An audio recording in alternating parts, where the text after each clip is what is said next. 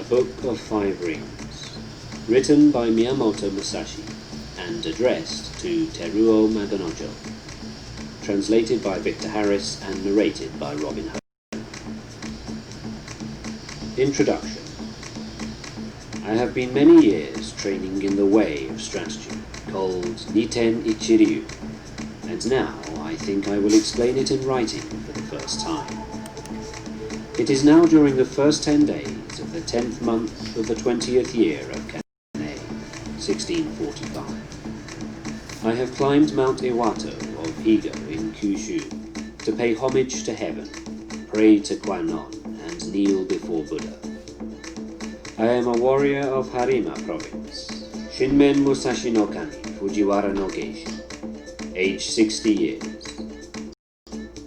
From youth, my heart has been inclined toward the way of strategy. My first duel was when I was 13. I struck down a strategist of the Shinto school, one Harima Kihei. When I was 16, I struck down an able strategist, Tadashima Akiyama. When I was 21, I went up to the capital and met all manner of strategists, never once failing to win in many contests. After that, I went from province to province, dueling with strategists of various schools, and not once failed to win, even though I had as many as 60 encounters. This was between the ages of 13 and 28 or 29. When I reached 30, I looked back on my past. The previous victories were not due to my having mastered strategy. Perhaps it was natural ability, or the order of heaven, or that the other school's strategy was inferior. After that, I studied morning and evening, searching for the principle, and came to realize the way of strategy when I was 50. Since then, I have lived without following any particular way. Thus, with the virtue of strategy, I practice many arts and abilities, all things with no teacher. To write this book, I did not use the lore of Buddha or the teachings of Confucius, neither old war chronicles nor books on martial tactics. I take up my brush to explain the true spirit of this Ichi school, as it is mirrored in the way of heaven and Kwannon. The time is the night of the 10th day, of the 10th month, at the hour of the tiger, 3 to 5 a.m. The Ground Book. Strategy is the craft of the warrior. Commanders must enact the craft, and troopers should know this way. There is no warrior in the world today who really understands the way of strategy. There are various ways. There is the way of salvation by the law of Buddha, the way of Confucius governing the way of learning, the way of healing as a doctor, as a poet teaching the way of waka, tea, archery, and many arts and skills. Each man practices as he feels inclined. It is said the warrior's is the twofold way of pen and sword, and he should have a taste for both ways. Even if a man has no natural ability, he can be a warrior by sticking assiduously to both divisions of the way. Generally speaking, the way of the warrior is resolute acceptance of death. Although not only warriors, but priests, women, peasants, and lowlier folk have been known to die readily in the cause of duty or out of shame, this is a different thing. The warrior is different, but studying the way of strategy is based on overcoming men. By victory gained in crossing swords with individuals, or in joining battle with large numbers, we can attain power and fame for ourselves or for our Lord. This is the virtue of strategy. The way of strategy. In China and Japan, practitioners of the way have been known as masters of strategy. Warriors must learn this way. Recently, there have been people getting on in the world as strategists, but they are usually just sword facers.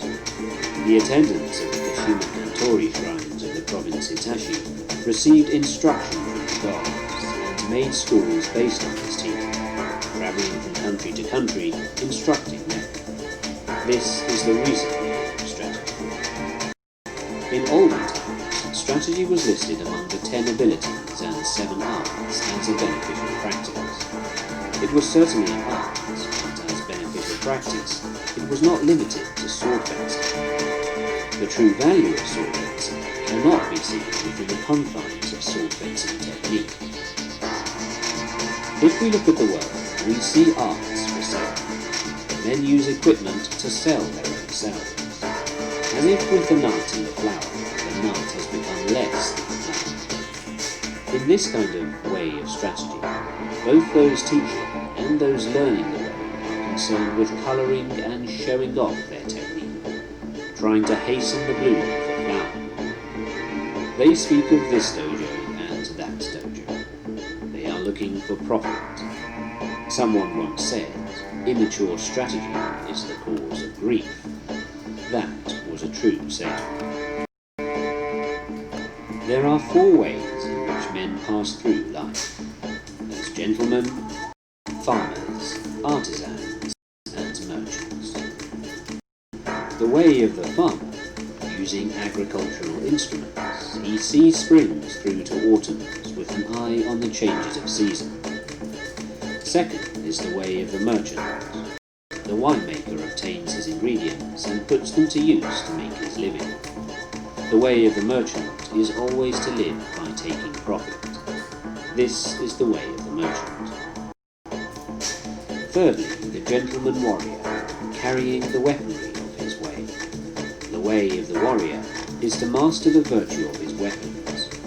If a gentleman dislikes strategy, he will not appreciate the benefit of weaponry, so must he not have a little taste for this.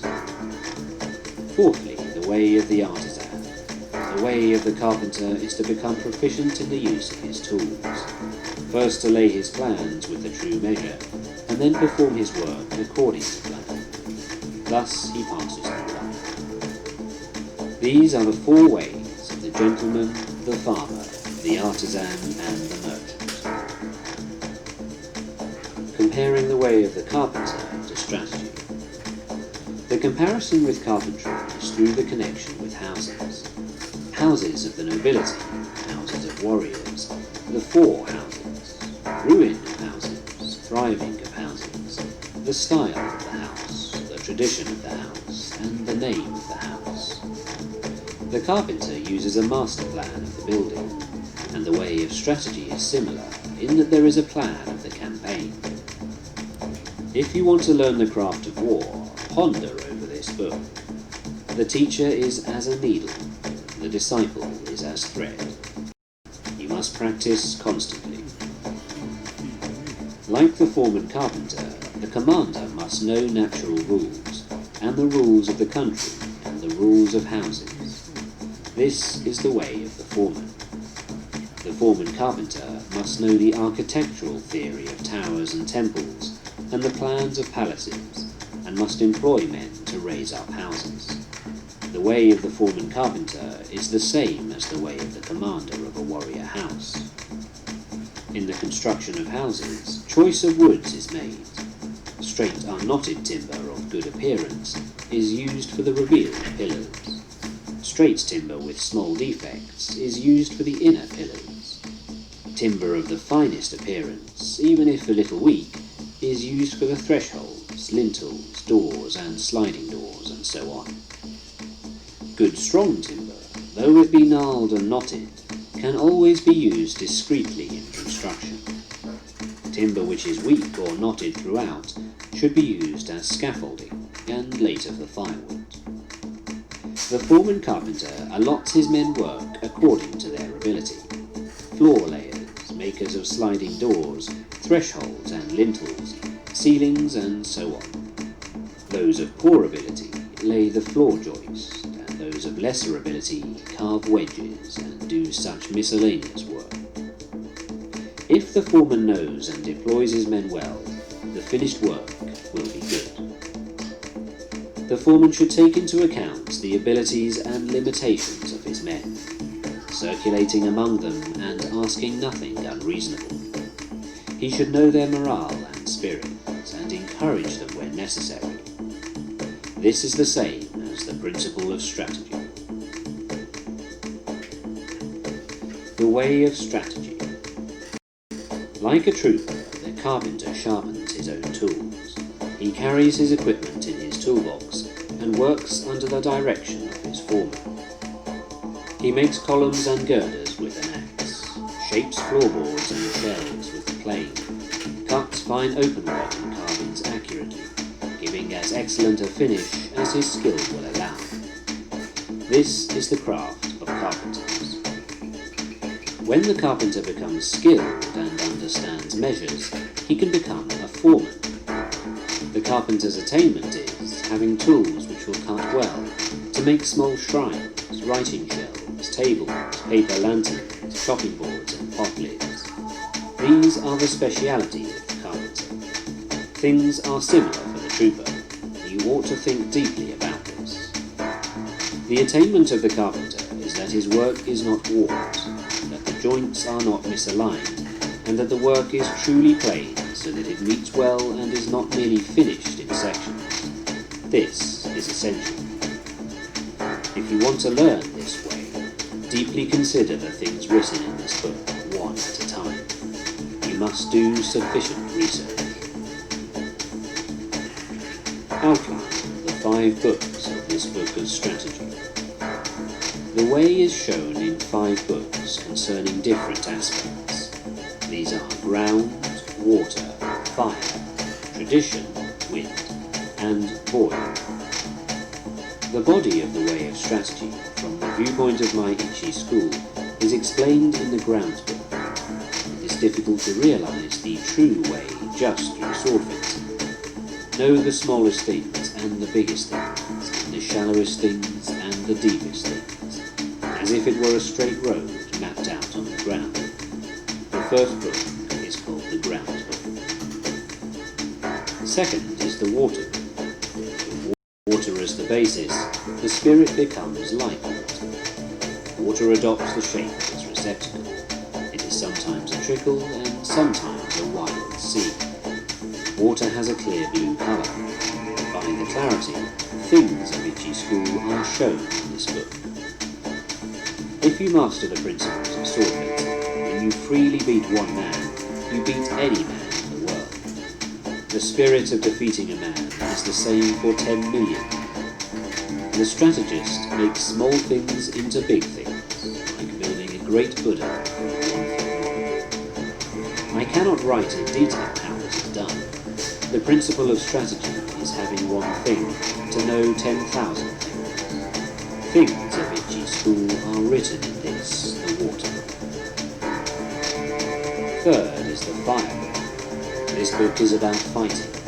The spirit of fire is fierce, whether the fire be small or big, and so it is with battles. The way of battles is the same for man-to-man battles and for 10,000 aside battles. You must appreciate that spirit can become big or small. What is big is easy to perceive. What is small is difficult to perceive. In short, it is difficult for large numbers of men to change position, so their movements can be easily predicted. An individual can easily change his movement, so his movements are difficult to predict. You must appreciate this. The essence of this book is that you must train day and night in order to make quick decisions. In strategy, it is necessary to treat training as a part of your life, with your spirit unchanging. Thus, combat in battle is described in the fire. Fourthly, the wind book. This book is not concerned with my Ichi school, but with other schools of strategy. By wind, I mean old traditions, present-day traditions, and family traditions of strategy. Thus, I clearly explain the strategies of the world. This is tradition. It is difficult to know yourself if you do not know others. To all ways there are side tracks. You study a way daily and your spirit diverges.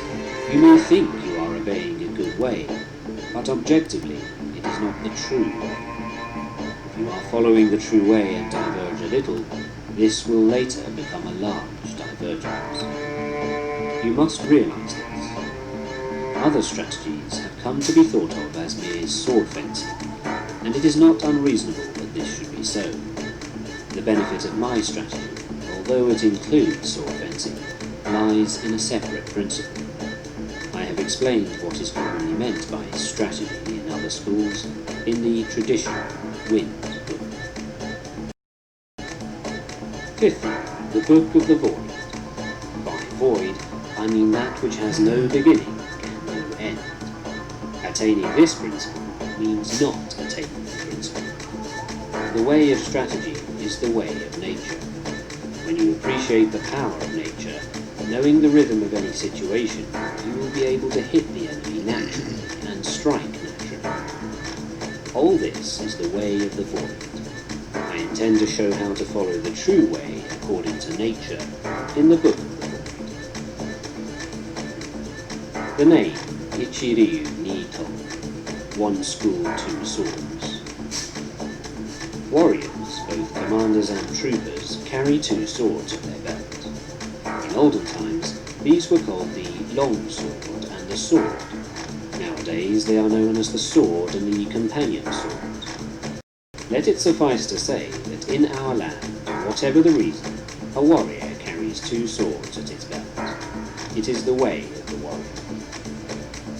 Nito Ichiryu shows the advantage of using both swords. The spear and halberd are weapons that are carried out of doors. Students of the Ichi school way of strategy should train from the start with the sword and longsword in either hand. This is the truth. When you sacrifice your life, you must make fullest use of your weaponry. It is false not to do so, and to die with a weapon yet undrawn. If you hold a sword with both hands, it is difficult to wield it freely to left and right, so my method is to carry the sword in one hand. This does not apply to large weapons such as the spear or halberd, but swords and companion swords can be carried in one hand. It is encumbering to hold a sword in both hands when you are on horseback, when running on uneven roads, on swampy ground, muddy rice fields, stony ground, or in a crowd of people. To hold the long sword in both hands is not the true way, for if you carry a bow or spear or other arms in your left hand, you have only one hand free for using the long sword. However, when it is difficult to cut an enemy down with one hand, you must use both hands. It is not difficult to wield a sword in one hand. The way to learn this is to train with two long swords, one in each hand. It will seem difficult at first, but everything is difficult at first. Bows are difficult to draw, halberds are difficult to wield. As you become accustomed to the bow, so your pull will become stronger. When you become used to wielding the long sword, you will gain the power of the way and wield the sword well. As I will explain in the second book, the Water Book, there is no fast way of wielding the longsword. The longsword should be wielded broadly, and the companion sword closely. This is the first thing to realize. According to this Ichi school, you can win with the longsword, and yet you can also win with the short weapon. In short, the way of the Ichi school is the spirit of winning, whatever the weapon and whatever its size. It is better to use two swords rather than one when you are fighting in a crowd, and especially if you want to take a prisoner. These things cannot be explained in detail. From one thing, know 10,000 things. When you attain the way of strategy, there will not be one thing you cannot see. You must study hard. The benefit of the two characters' reading strategy. Masters of the longsword are called strategists. As for the other military arts, those who master the bow are called archers, those who master the spear are called spearmen, those who master the gun are called marksmen, those who master the halberd are called halberdiers. But we do not call masters of the way of the longsword longswordsmen, nor do we speak of companion swordsmen, because bows, guns, spears and halberds are all warriors' equipment, they are certainly part of strategy. To master the virtue of the longsword is to govern the world and oneself. Thus, the longsword is the basis of strategy. The principle is strategy by means of the longsword.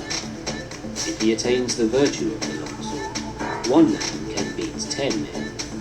Just as one man can beat 10, so 100 men can beat 1,000, and 1,000 men can beat 10,000. In my strategy, one man is the same as 10,000, so this strategy is the complete warrior's craft. The way of the warrior does not include other ways, such as Confucianism, Buddhism, certain traditions, artistic accomplishments, and dancing.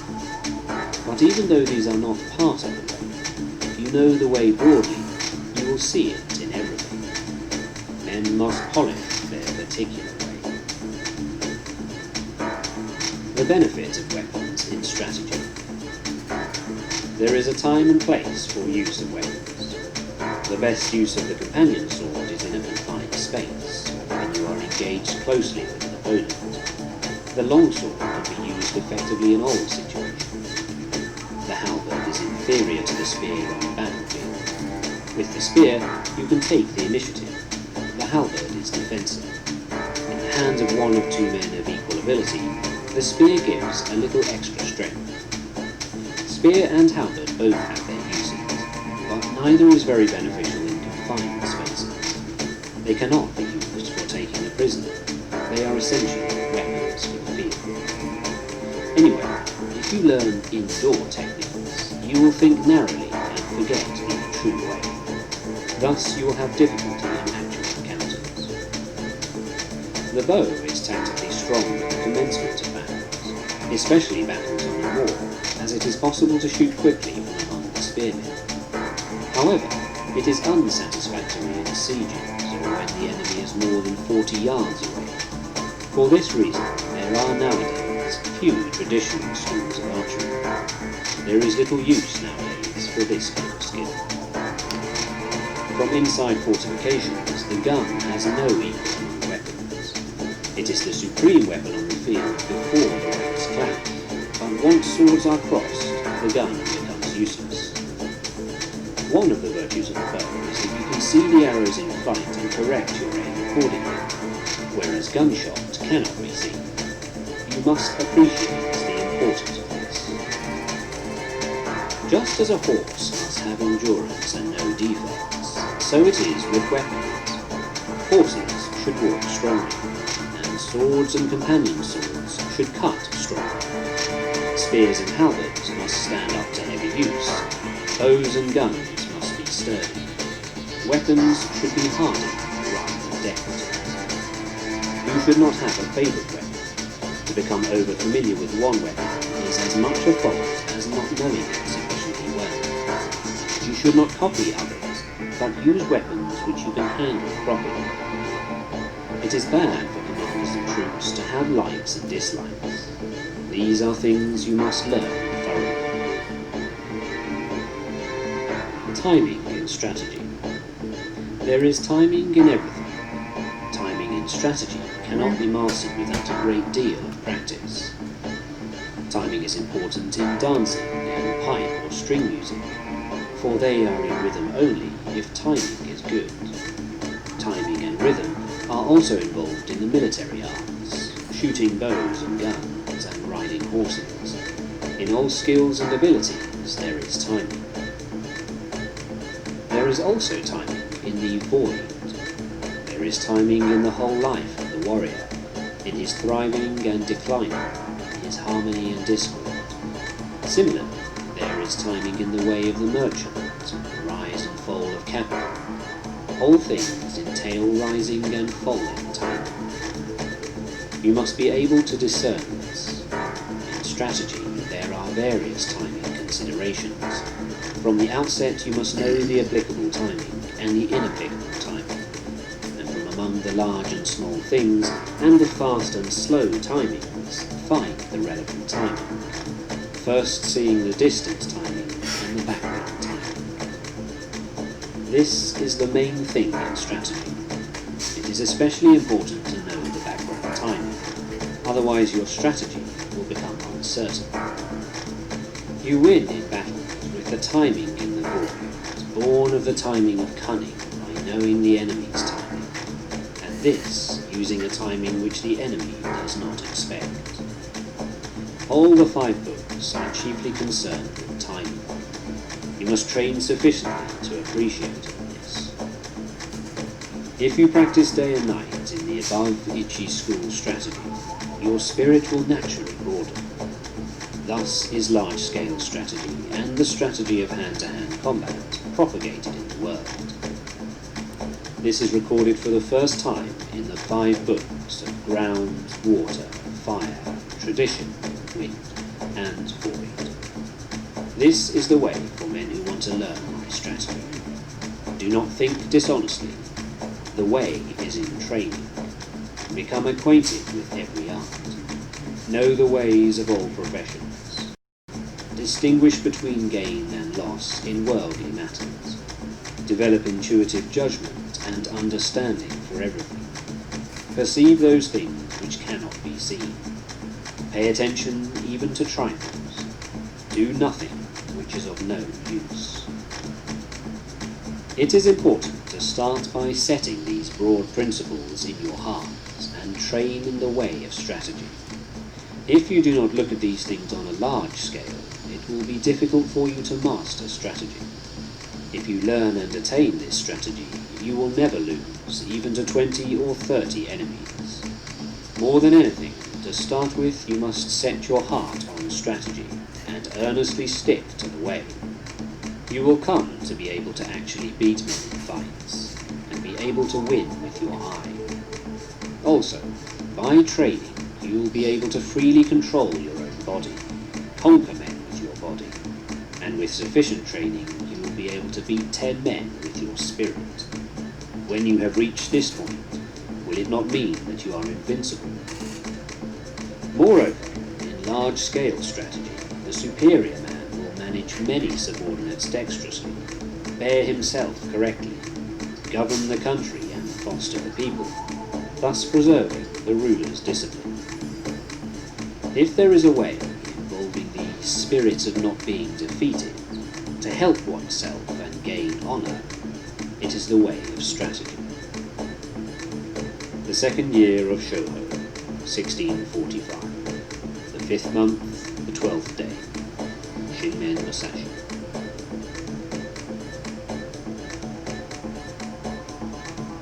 The Water Book. The spirit of Niten Ichi School of Strategy is based on water, and this water book explains methods of victory as the longsword form of the Ichi school.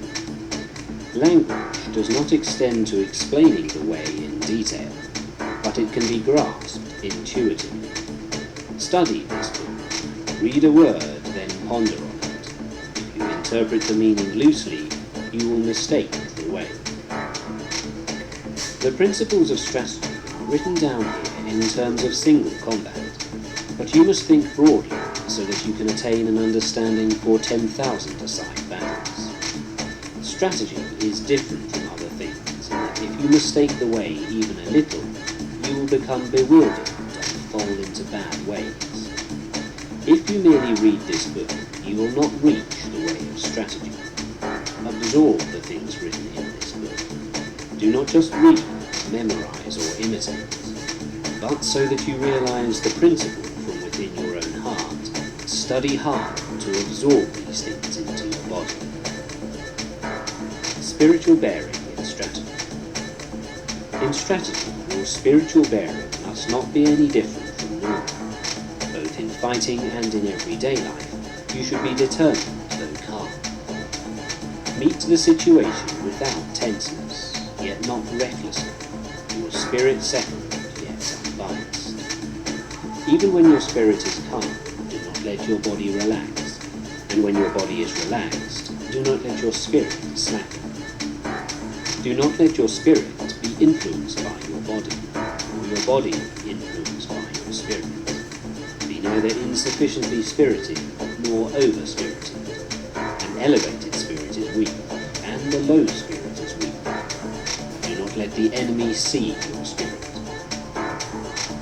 Small people must be completely familiar with the spirit of large people, and large people must be familiar with the spirit of small people. Whatever your size, do not be misled by the reactions of your own body. With your spirit open and unconstricted, look at things from a high point of view. You must cultivate your wisdom of spirit. Polish your wisdom. Learn public justice. Distinguish between good and evil. Study the ways of different arts one by one. When you cannot be deceived by men, you will have realized the wisdom of strategy. Stance in strategy. Adopt a stance with the head erect, neither hanging down nor looking up, nor twisting. Your forehead and the space between your eyes should not be wrinkled. Do not roll your eyes nor allow them to blink, but slightly narrow. With your features composed, keep the line of your nose straight with the feeling of slightly flaring in the nostrils. Hold the line of the rear of your neck straight, instill vigor into your hairline, and in the same way from the shoulders down through your entire body. Lower both shoulders and, without the buttocks jutting out, put strength into your legs from the knees to the tops of your toes. Brace your abdomen so that you do not bend at the hips. Wedge your companion's sword in your belt against your abdomen, so that your belt is not slack. This is called wedging in. In all forms of strategy, it is necessary to maintain a combat stance in everyday life, and to make your everyday stance your combat stance. You must research this well. The gaze in strategy. The gaze should be large and broad. This is the twofold gaze, perception and sight. Perception is strong, and sight weak. In strategy, it is important to see distant things as if they were close, and to take a distance view of close things. It is important in strategy to know the enemy's sword, and not to be distracted by insignificant movements of his sword. You must study this. The gaze is the same for single combat and for large-scale combat. It is necessary in strategy to be able to look to both sides without moving the eyeballs. You cannot master this ability quickly. Learn what is written here. Use this gaze in everyday life. Do not vary it, whatever happens. Holding the longsword. Grip the longsword with a rather floating feeling in your thumb and forefinger, with the middle finger neither tight nor slack, and with the last two fingers tight. It is bad to have clay in your hands. When you take up a sword, you must feel intent on cutting the enemy. As you cut an enemy, you must not change your grip, and your hands must not cower. When you dash the enemy's sword aside, or ward it off, or force it down, you must slightly change the feeling in your thumb and forefinger. Above all, you must be intent on cutting the enemy in the way you grip the sword. The grip for combat and for sword testing is the same. There is no such thing as a man-cutting grip. Generally, I dislike fixedness in both long swords and hands. Fixedness means a dead hand. Pliability is a living hand. You must bear this in mind. Footwork. With the tips of your toes somewhat floating, tread firmly with your heels. Whether you move fast or slow, with large or small steps, your feet must always move as in normal walking. I dislike the three walking methods known as jumping foot, floating foot, and fixed steps. So-called yin-yang foot is important to the way.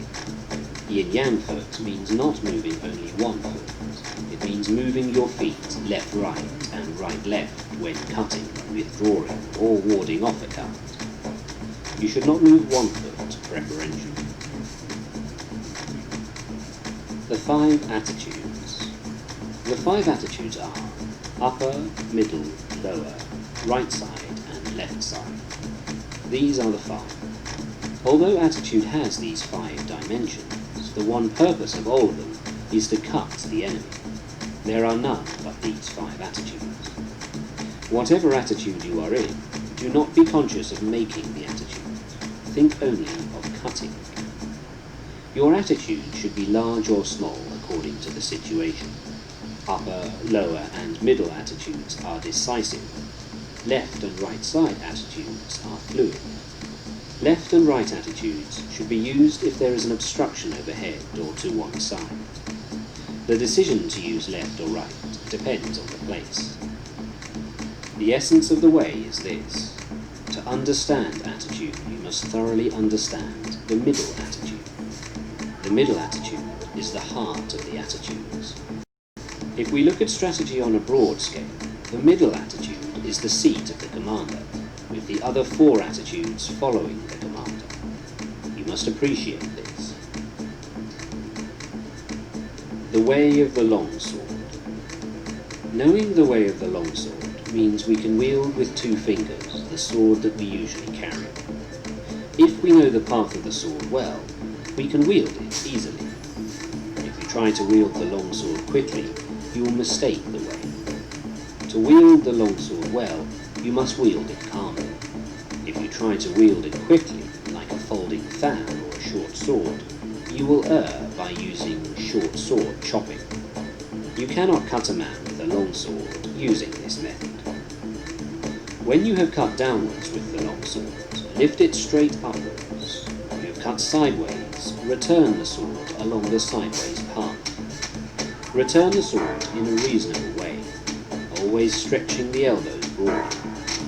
Wield the sword strongly.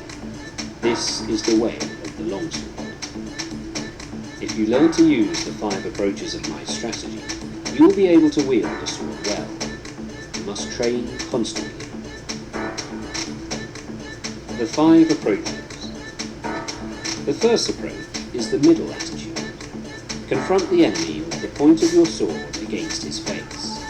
When he attacks, dash the sword to the right and ride it. Or, when the enemy attacks, deflect the point of his sword by hitting downwards.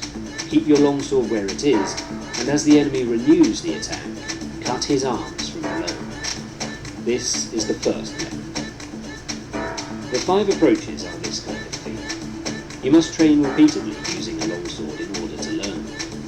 When you master my way of the longsword, you will be able to control any attack the enemy makes. I assure you, there are no attitudes other than the 5 attitudes of the longsword of Ni told. In the second approach with the longsword, from the upper attitude, cut the enemy just as he attacks. If the enemy evades the cut, keep your sword where it is, and, scooping from below, cut him as he renews the attack. It is possible to repeat the cut from here. In this method, there are various changes in timing and spirit. You will be able to understand this by training in the Ichi school. You will always win with the 5 longsword methods. You must train repeatedly. In the third approach, adopt the lower attitude, anticipating scooping up. When the enemy attacks, hit his hands from below. As you do so, he may try to hit your sword down. If this is the case, cut his upper arms horizontally with the feeling of crossing. This means that from the lower attitudes, you hit the enemy at the instant that he attacks. You encounter this method often, both as a beginner and in later strategy. You must train holding the longsword. In the fourth approach, adopt the left side attitude. As the enemy attacks, hit his hands from below. If, as you hit his hands, he attempts to dash down your sword with the feeling of hitting his hands, parry the path of his longsword and cut across from above your shoulder. This is the way of the longsword. Through this method, you win by parrying the line of the enemy's attack. You must study this. In the fifth approach, the sword is in the right side attitude. In accordance with the enemy's attack, cross your sword from below the side of the upper attitude, then cut straight from above. This method is essential for knowing the way of the longsword well. If you can use this method, you can freely wield a heavy longsword.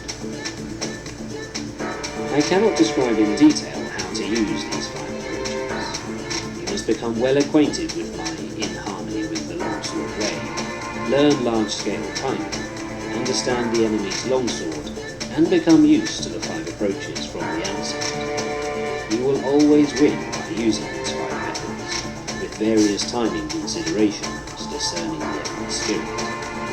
You must consider this carefully. The Attitude, No Attitude teaching.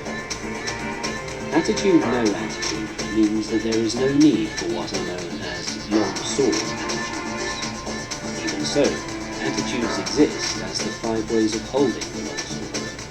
However you hold the sword, it must be in such a way that it is easy to cut the enemy well, in accordance with the situation, the place, and your relation to the enemy.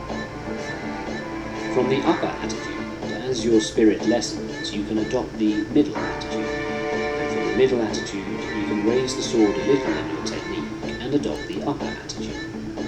From the lower attitude, you can raise the sword a little and adopt the middle attitudes as the occasion demands.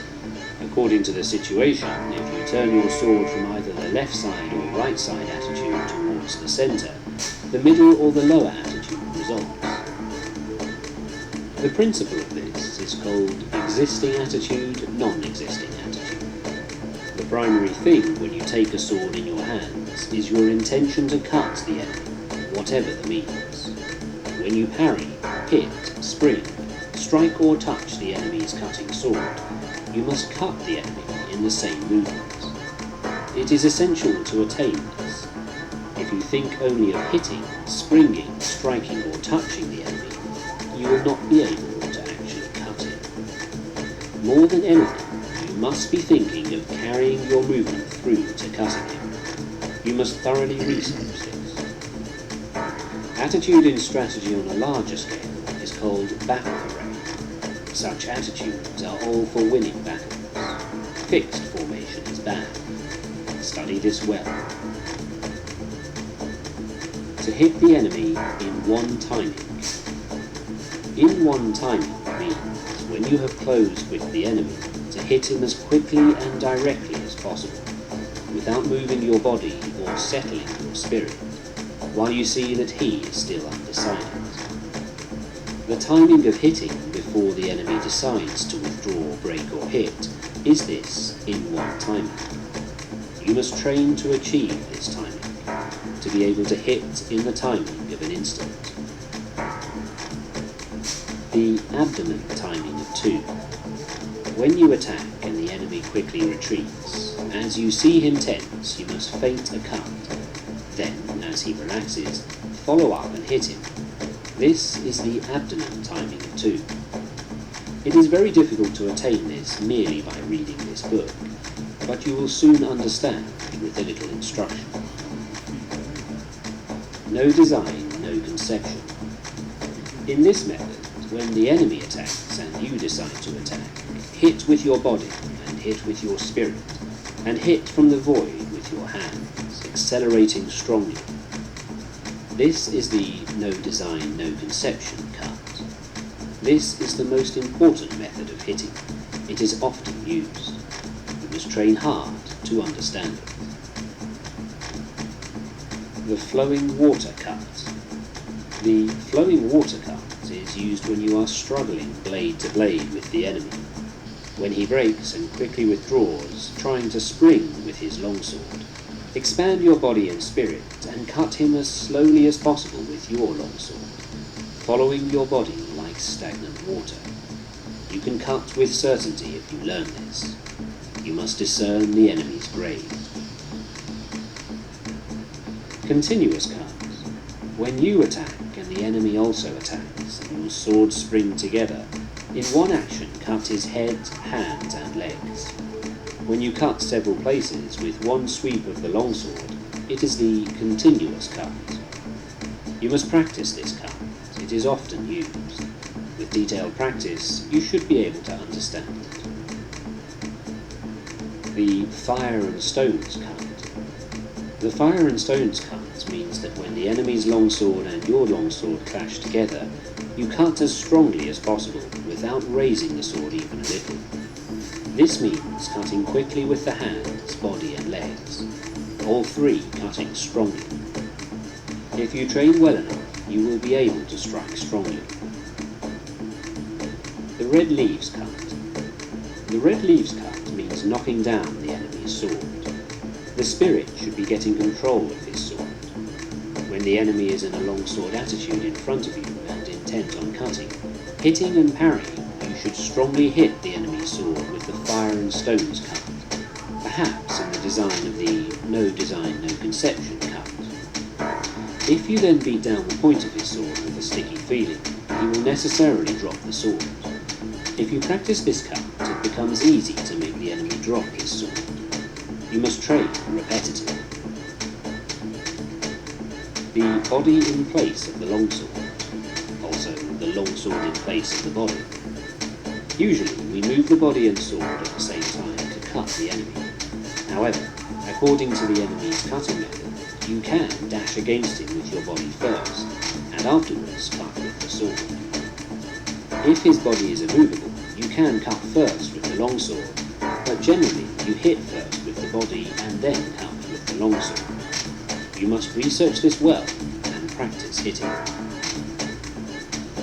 Cut and slash. To cut and slash are two different things. Cutting, whatever form of cutting it is decisive with a resolute spirit.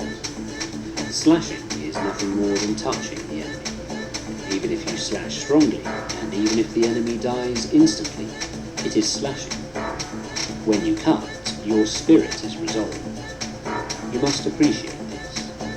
If you first slash the enemy's hands or legs, you must then cut strongly. Slashing is in spirit the same as touching. When you realize this, they become indistinguishable. Learn this well. Chinese monkey's body. The Chinese monkey's body is the spirit of not stretching out your arms. The spirit is to get in quickly, without in the least extending your arms before the enemy cuts. If you are intent upon not stretching out your arms, you are effectively far away. The spirit is to go in with your whole body. When you come to within arm's reach, it becomes easy to move your body in. You must research this well. Glue and lacquer emulsion body. The spirit of glue and lacquer emulsion body is to stick to the enemy and not separate from him. When you approach the enemy, stick firmly with your head, body and legs. People tend to advance their head and legs quickly, but their body lags behind. You should stick firmly so that there is not the slightest gap between the enemy's body and your body. You must consider this carefully. To strive for height. By to strive for height is meant, when you close with the enemy, to strive with him for superior height without cringing. Stretch your legs, stretch your hips, and stretch your neck face to face with him. When you think you have won and you are the higher, thrust in strongly. You must learn this. To apply stickiness. When the enemy attacks and you also attack with the longsword, you go in with a sticky feeling and fix your longsword against the enemy's as you receive his cut. The spirit of stickiness is not hitting very strongly, but hitting so that the longswords do not separate easily. It is best to approach as calmly as possible, hitting the enemy's longsword with stickiness. The difference between stickiness and entanglement is that stickiness is firm and entanglement is weak. You must appreciate this. The body strike. The body strike means to approach the enemy through a gap in his guard. The spirit is to strike him with your body. Turn your face a little aside and strike the enemy's breast with your left shoulder thrust out. Approach with the spirit of bouncing the enemy away, striking as strongly as possible in time with your breathing. If you achieve this method of closing with the enemy, you will be able to knock him 10 or 20 feet away. It is possible to strike the enemy until he is dead. Train well. 3 ways to parry his attack. There are 3 methods to parry a cut. First, by dashing the enemy's longsword to your right, as if thrusting at his eyes when he makes an attack, or to parry by thrusting the enemy's longsword towards his right eye with the feeling of snipping his neck, or when you have a short longsword, without worrying about parrying the enemy's longsword, to close with him quickly, thrusting at his face with your left hand. These are the 3 ways of parrying. You must bear in mind that you can always clench your left hand and thrust at the enemy's face with your fist. For this, it is necessary to train. To stab at the face.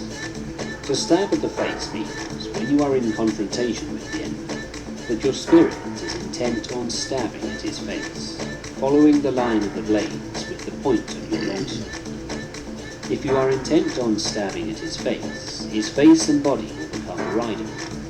When the enemy becomes rideable, there are various opportunities for winning. You must concentrate on this.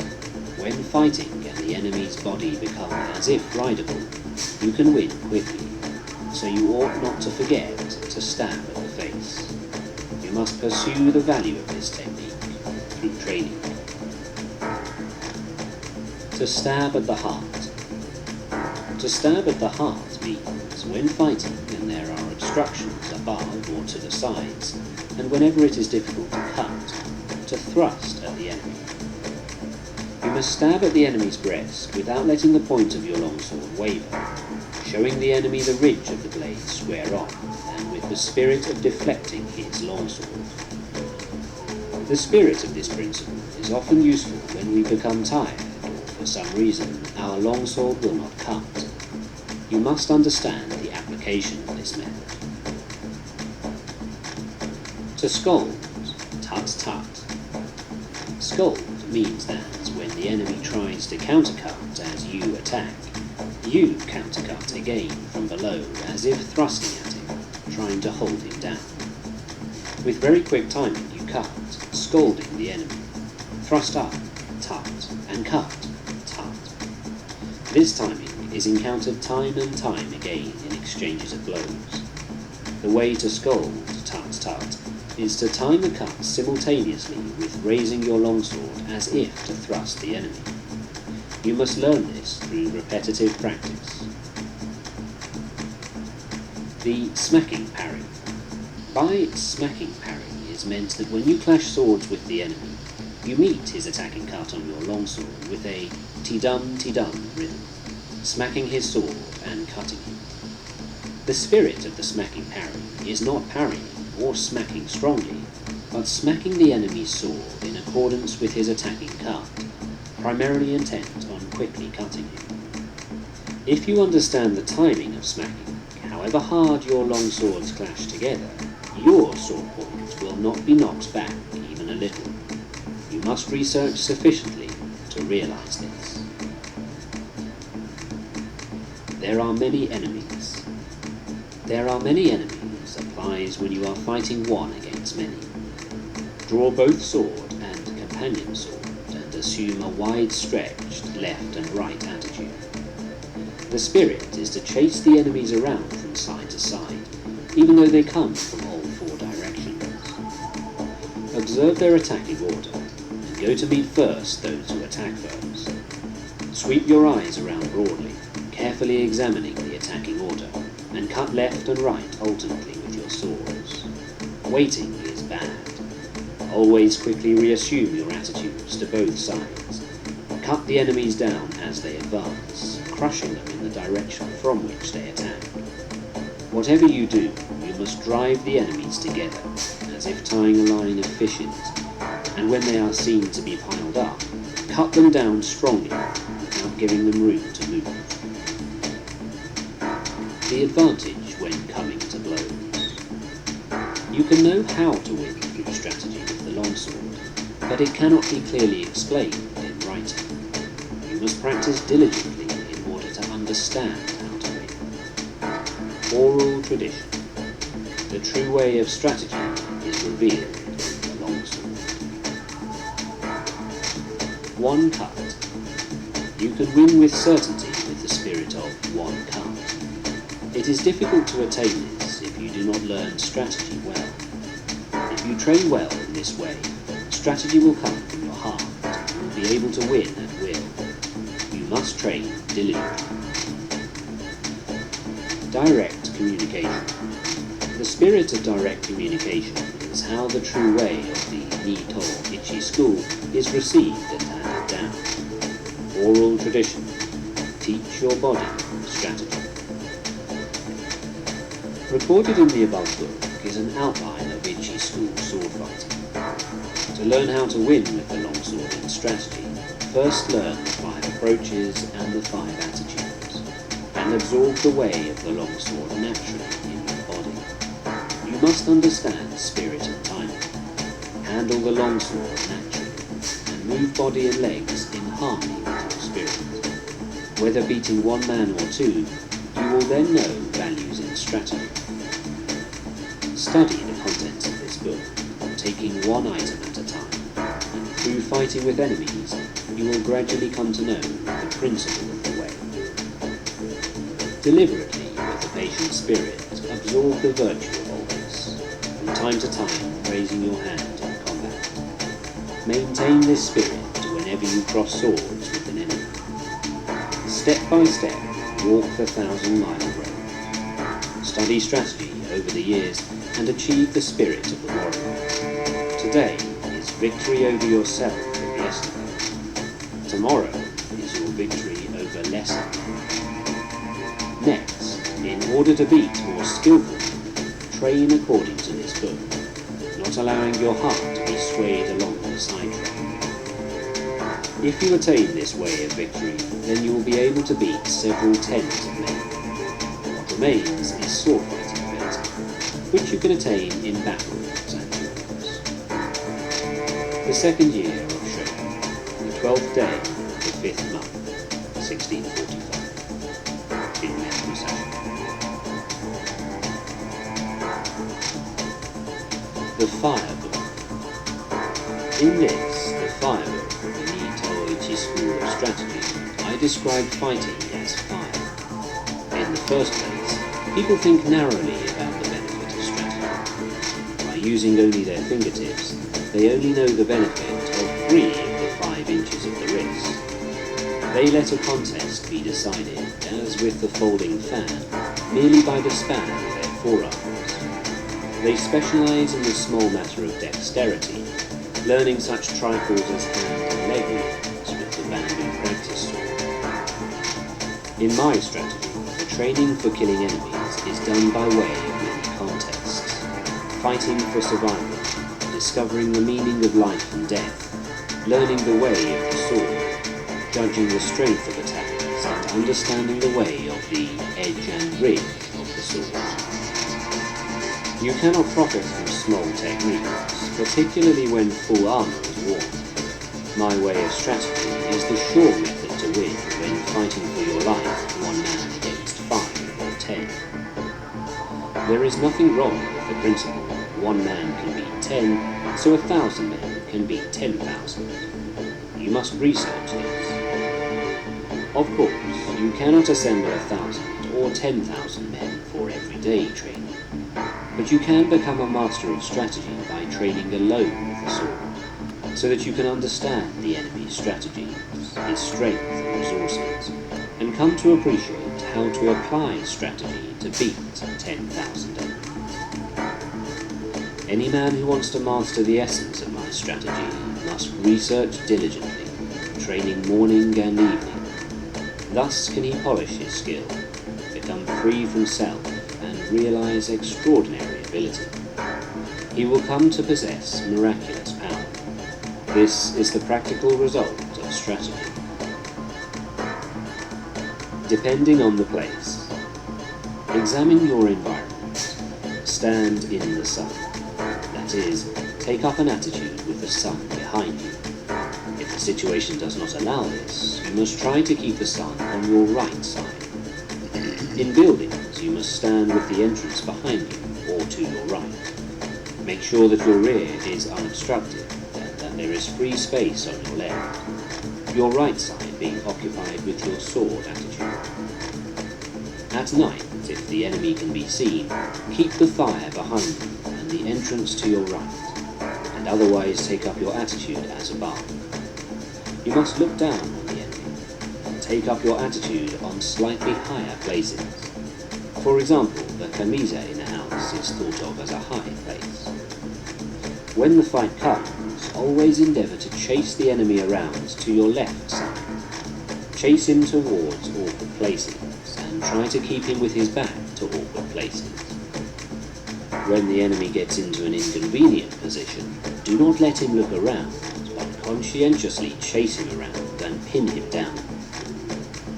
In houses, chase the enemy into the thresholds, lintels, doors, verandas, pillars, and so on. Again, not letting him see his situation. Always chase the enemy into bad footholds, obstacles at the side, and so on, using the virtues of the place to establish predominant positions from which to fight. You must research and train diligently in this. The 3 methods to forestall the enemy. The first is to forestall him by attacking. This is called Ken no Sen, to set him up. Another method is to forestall him as he attacks. This is called Tai no Sen, to wait for the initiative. The other method is when you and the enemy attack together. This is called Tai no Sen, to accompany him and forestall him. There are no methods of taking the lead other than these 3. Because you can win quickly by taking the lead, it is one of the most important things in strategy. There are several things involved in taking the lead. You must make the best of the situation, see through the enemy's spirit so that you grasp his strategy and defeat him. It is impossible to write about this in detail. The first, Ken no Sen.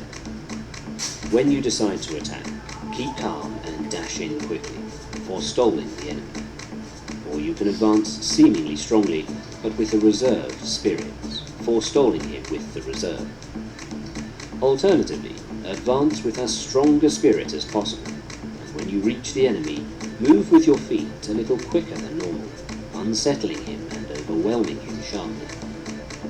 Or, with your spirit calm, attack with a feeling of constantly crushing the enemy, from first to last. The spirit is to win in the depths of the enemy. These are all Ken no Sen. The second, Tai no Sen. When the enemy attacks, remain undisturbed, but feign weakness. As the enemy reaches you, suddenly move away, indicating that you intend to jump aside. Then dash in, attacking strongly, as soon as you see the enemy relax. This is one way. Or, as the enemy attacks, attack more strongly, taking advantage of the resulting disorder in his timing to win. This is the Tai no Sen principle. The third, Tai no Sen. When the enemy makes a quick attack, you must attack strongly and calmly. Aim for his weak point as he draws near, and strongly defeat him. Or, if the enemy attacks calmly, you must observe his movement, and, with your body rather floating, join in with his movements as he draws near. Move quickly and cut him strongly. This is Tai no Sen. These things cannot be clearly explained in words. You must research what is written here. In these 3 ways of forestalling, you must judge the situation. This does not mean that you always attack first, but if the enemy attacks first, you can lead him around. In strategy, you have effectively won when you forestall the enemy, so you must train well to attain this. To hold down a pillar. To hold down a pillar means not allowing the enemy's head to rise. In contests of strategy, it is bad to be led about by the enemy. You must always be able to lead the enemy about. Obviously, the enemy will also be thinking of doing this, but he cannot forestall you if you do not allow him to come out. In strategy, you must stop the enemy as he attempts to come. You must push down his thrust and throw off his hold when he tries to grapple. This is the meaning of to hold down a pillar. When you have grasped this principle, whatever the enemy tries to bring about in the fight, you will see in advance and suppress it. The spirit is to check his attack at the syllable at. When he jumps, check his advance at the syllable jump, and check his cut at cut. The important thing in strategy is to suppress the enemy's useful actions, but allow his useless actions. However, doing this alone is defensive. First, you must act according to the way. Suppress the enemy's techniques, foiling his plans, and thence command him directly. When you can do this, you will be a master of strategy.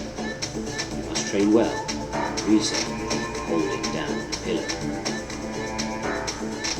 Crossing at a ford. Crossing at a ford means, for example, crossing the sea at a strait, or crossing over 100 miles of broad sea at a crossing place. I believe this crossing at a ford occurs often in a man's lifetime. It means setting sail even though your friends stay in harbour, knowing the routes, knowing the soundness of your ship and the favour of the day. When all the conditions are met, and there is perhaps a favourable wind or a tailwind, then set sail. If the wind changes within a few miles of your destination, you must row across the remaining distance without sail. If you attain this spirit, it applies to everyday life. You must always think of crossing at a ford.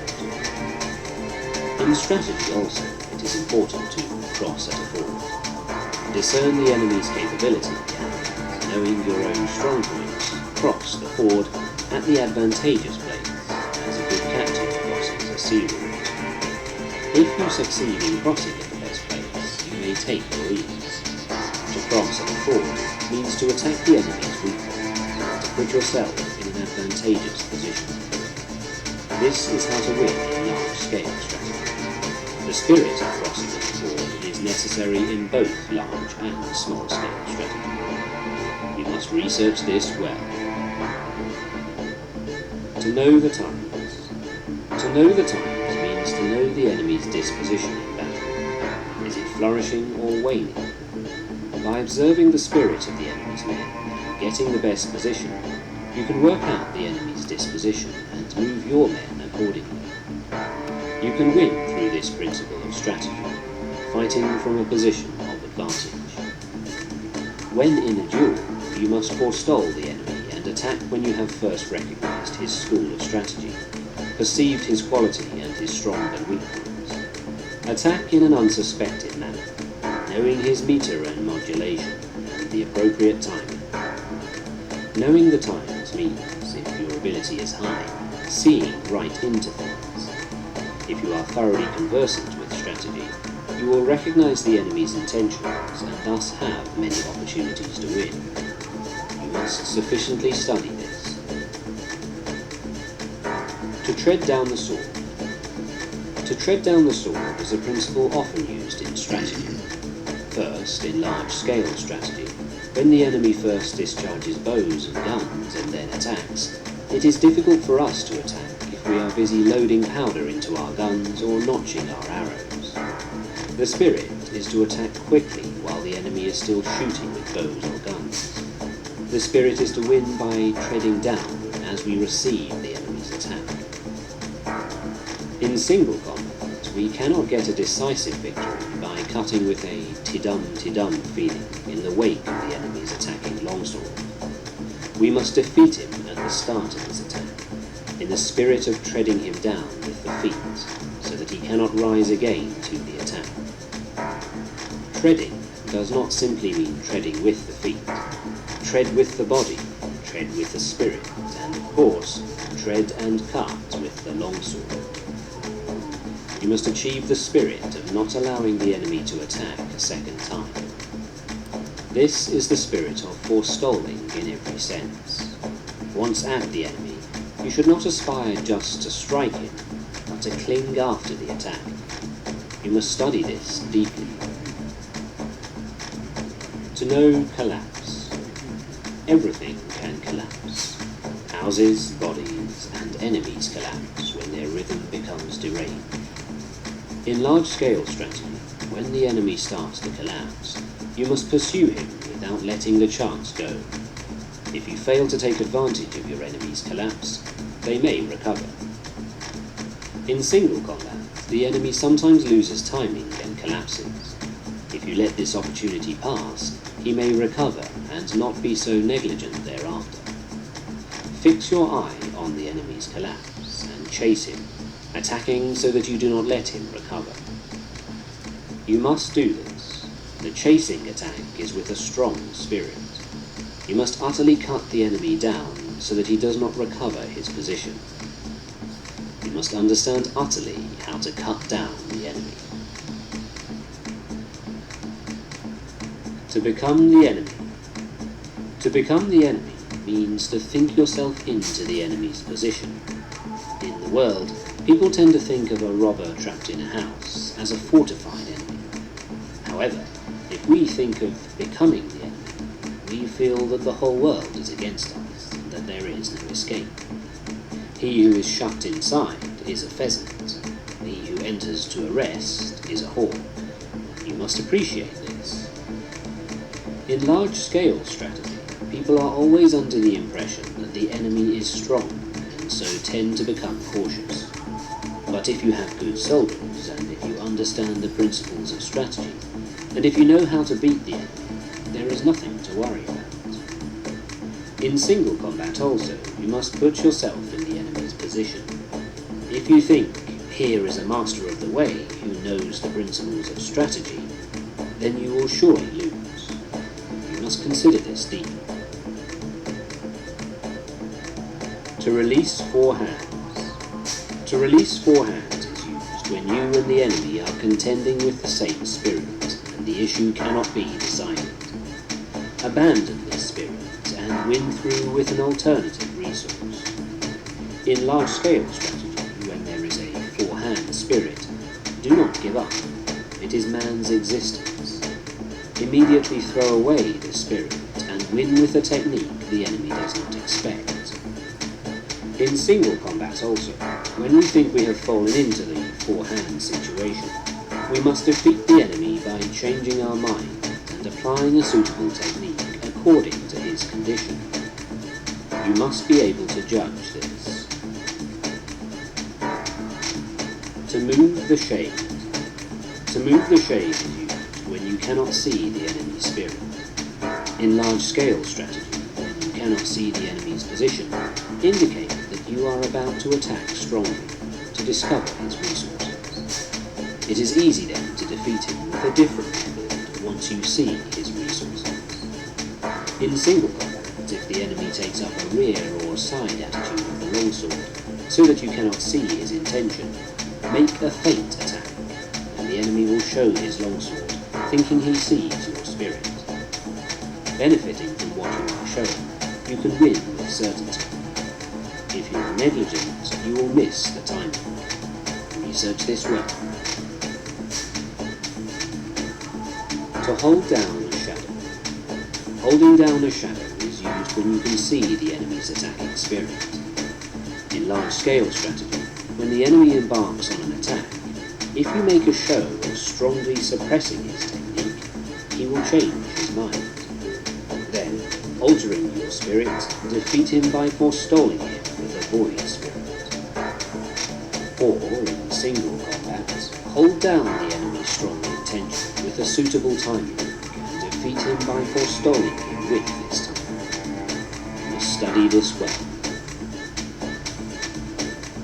To pass on. Many things are said to be passed on. Sleepiness can be passed on, and yawning can be passed on.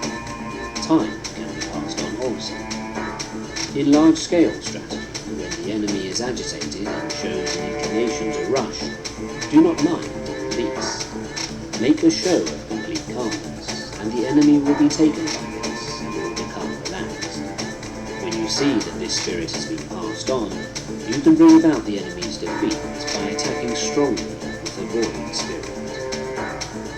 In single combat, you can win by relaxing your body and spirit, and then, catching on the moment the enemy relaxes, attack strongly and quickly, or stolen kill.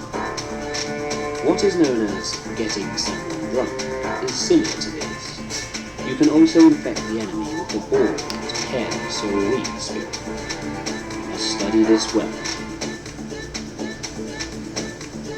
To cause loss of balance. Many things can cause a loss of balance. One cause is danger, another is hardship, and another is surprise.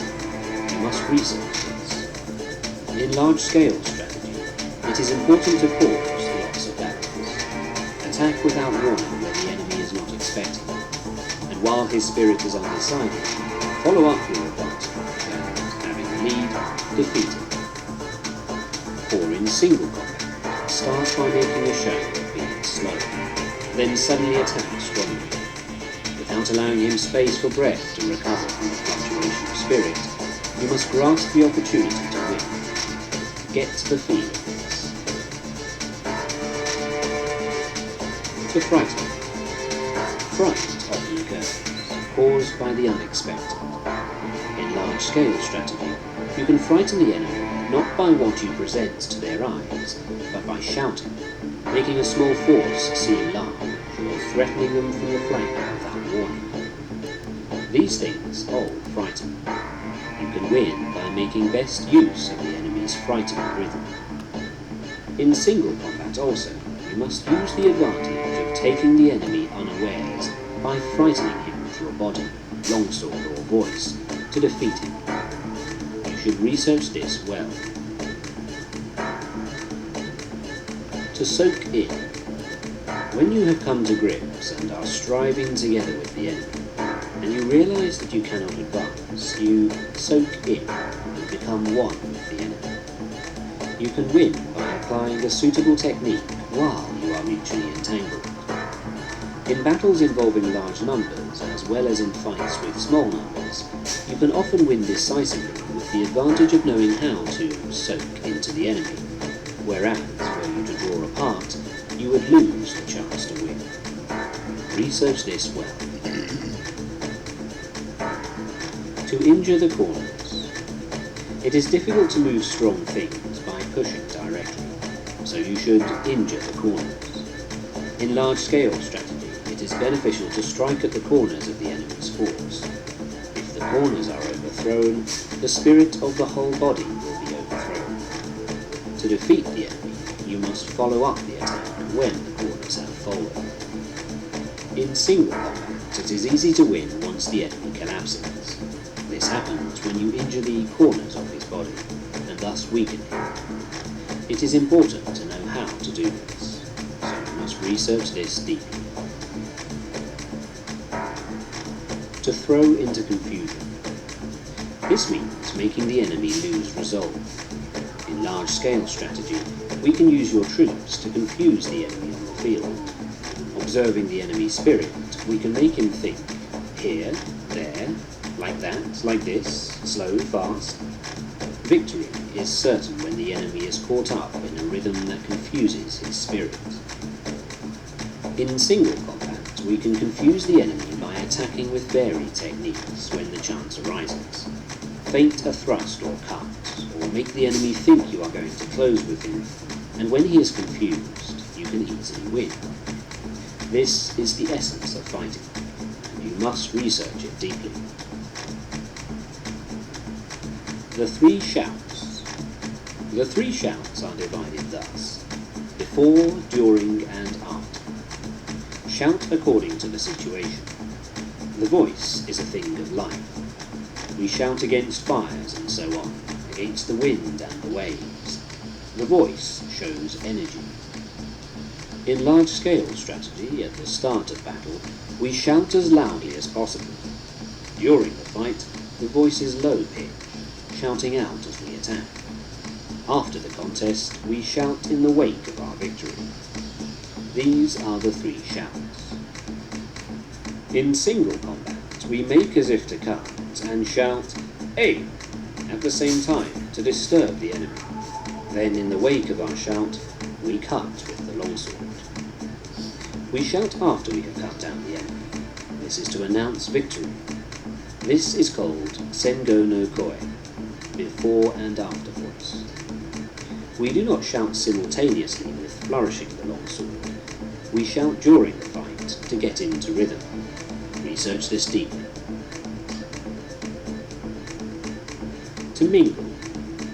In battles, when the armies are in confrontation, attack the enemy's strong points, and when you see that they are beaten back, quickly separate and attack yet another strong point on the periphery of his force. The spirit of this is like a winding mountain path.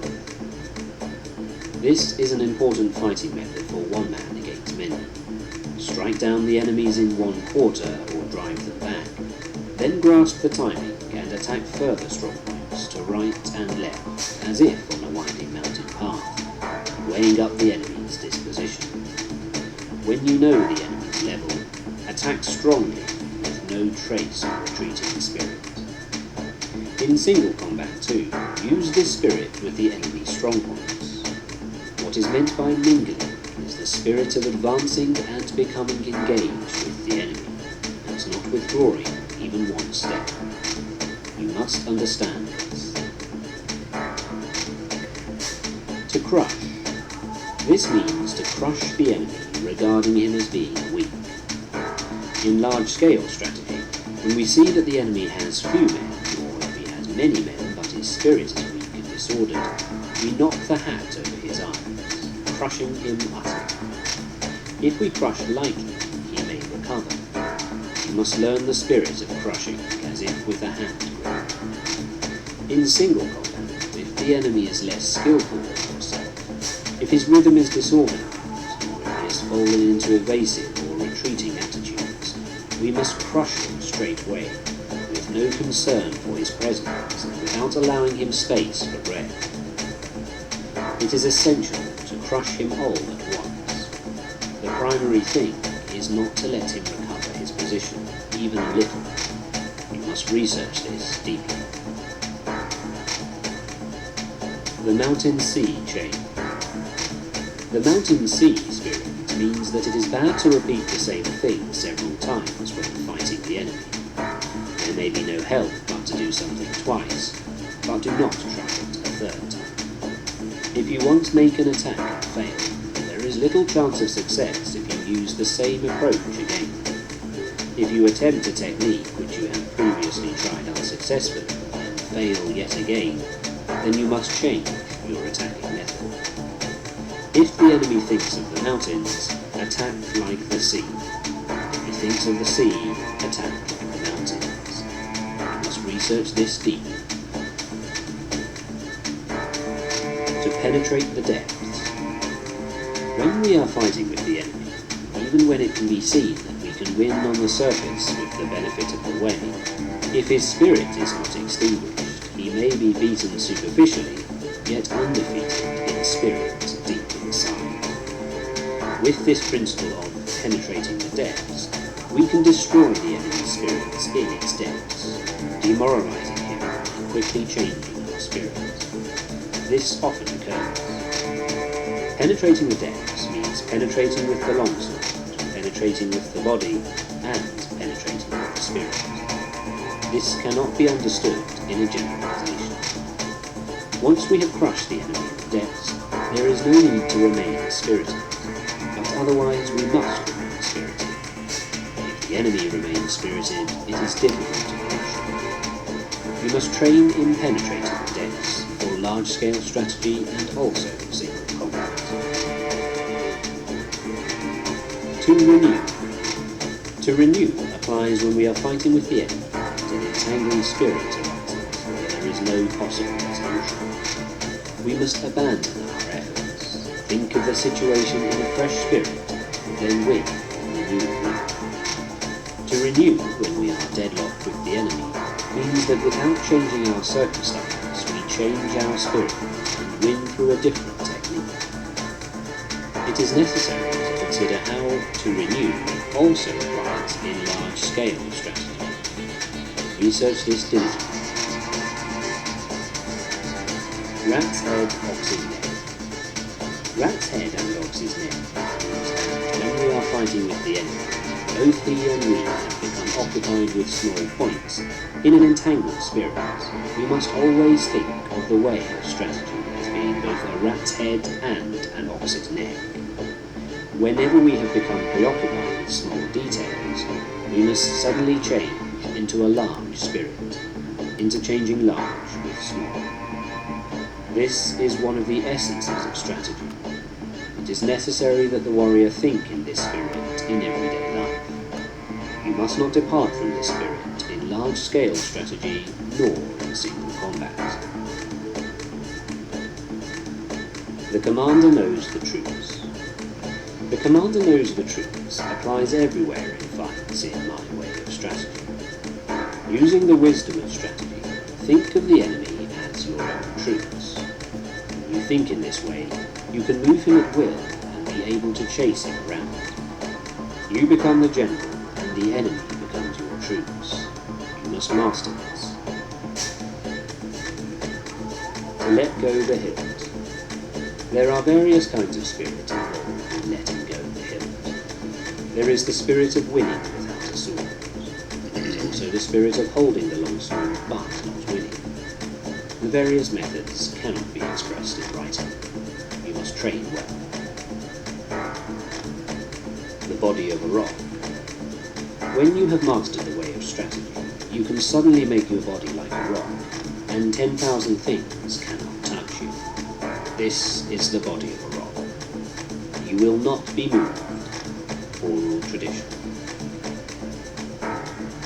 What is recorded above is what has been constantly on my mind about Ichi school sword fencing, written down as it came to me.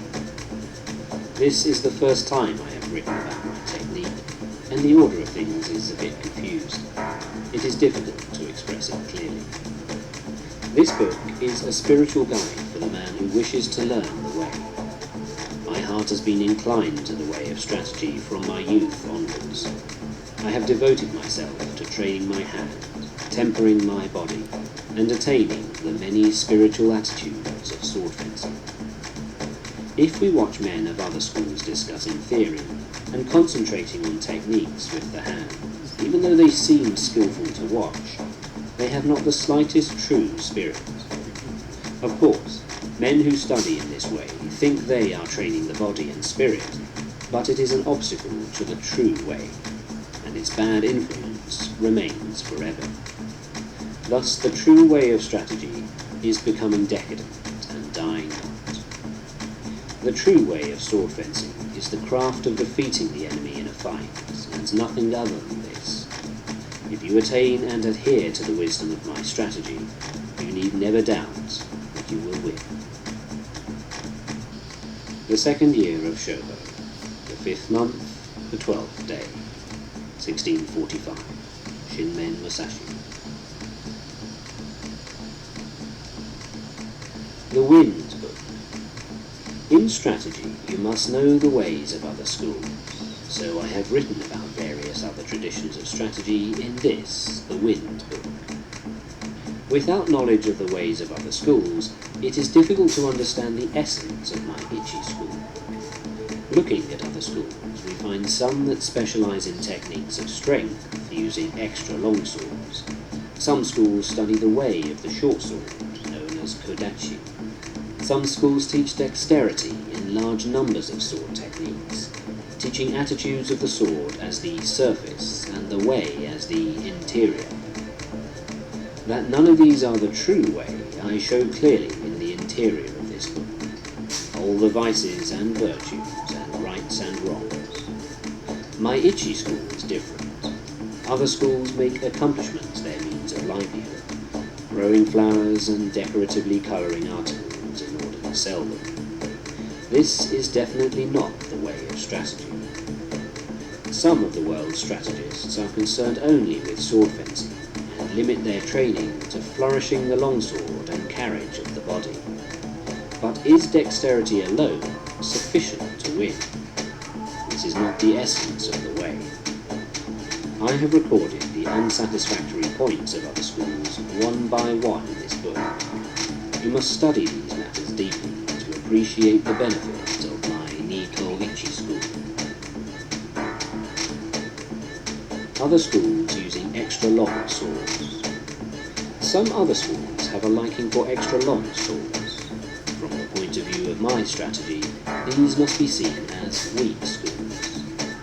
This is because they do not appreciate the principle of cutting the enemy by any means. Their preference is for the extra long sword, and relying on the virtue of its length, they think to defeat the enemy from a distance. In this world, it is said, 1 inch gives the hand advantage. But these are the idle words of one who does not know strategy. It shows the inferior strategy of a weak spirit that men should be dependent on the length of their sword, fighting from a distance without the benefit of strategy. I expect there is a case for the school in question liking extra long swords as part of its doctrine, but if we compare this with real life, it is unreasonable. Surely we need not necessarily be defeated if we are using a short sword and have no long sword. It is difficult for these people to cut the enemy when at close quarters because of the length of the long sword. The blade path is large, so the long sword is an encumbrance, and they are at a disadvantage compared to the man armed with a short companion sword. From olden times it has been said, great and small go together. So do not unconditionally dislike extra long swords. What I dislike is the inclination towards the long sword. If we consider large-scale strategy, we can think of large forces in terms of long swords, and small forces as short swords. Cannot few men give battle against many?